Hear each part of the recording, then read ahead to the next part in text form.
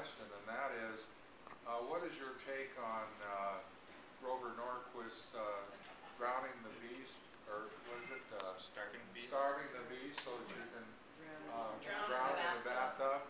What is he really up to? And he's caused the Republicans, or forced the Republicans to sign this pledge to not raise taxes. And the Republicans, over the years, from Ronald Reagan on up, have, it seems like, deliberately increased the debt. Now all of a sudden, they're getting very austere. So what do you think is really going on here?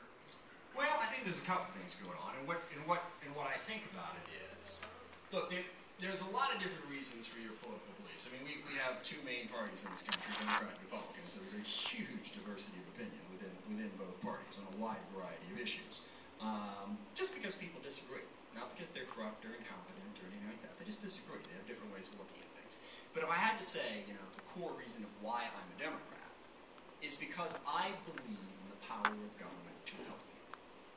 I believe in that. That's what makes me a progressive. Now, I'm not a socialist. I don't think government should run everything.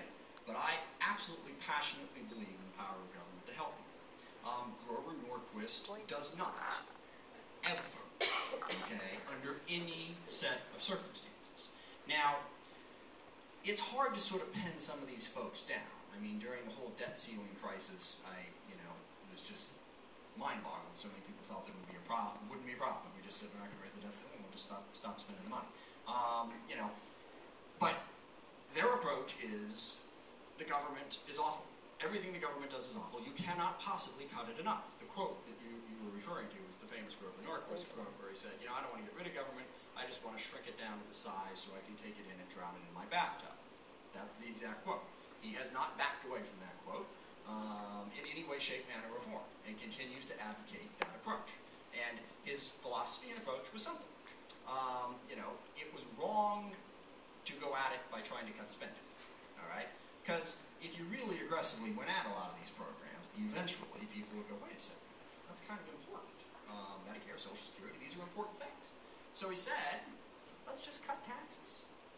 Let's just cut revenue and wait, okay? Because if you cut taxes by enough and keep insisting that you can never raise them once you've cut them, eventually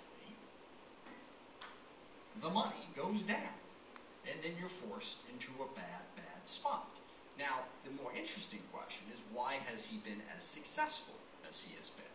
And I think there are a couple of reasons for it. One, people don't like taxes. Ever.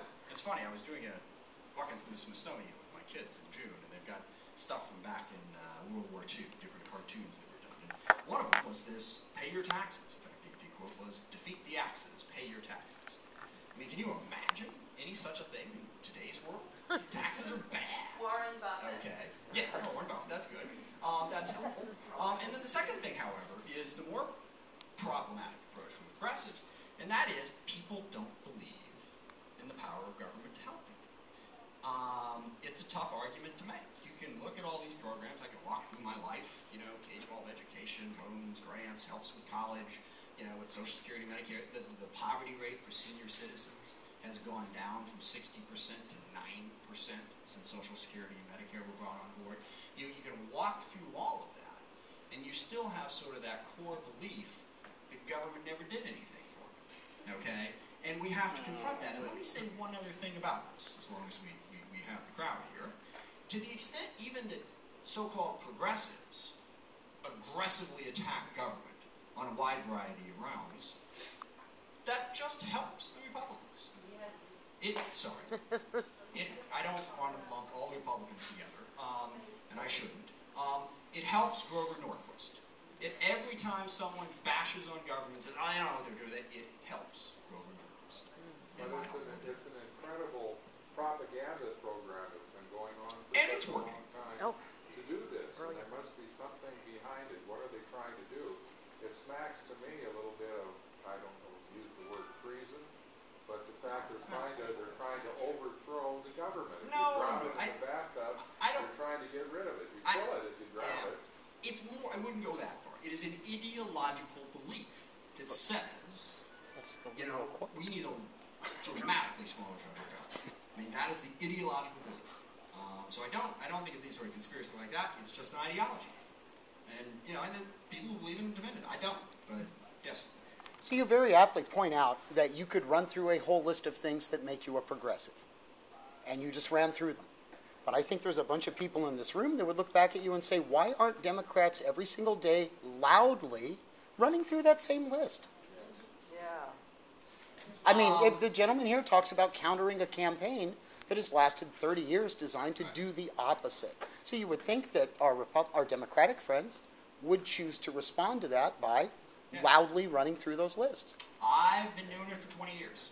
I cannot speak for other government, you know, other elected government officials, but, you know, I got the microphone I got, and I make the case. Well, then let me try it on a single government official. When you hear the president say that he will find his comfortable shoes and go march with workers who are suffering, do you think he doesn't know where the Nike store is, or what's going on?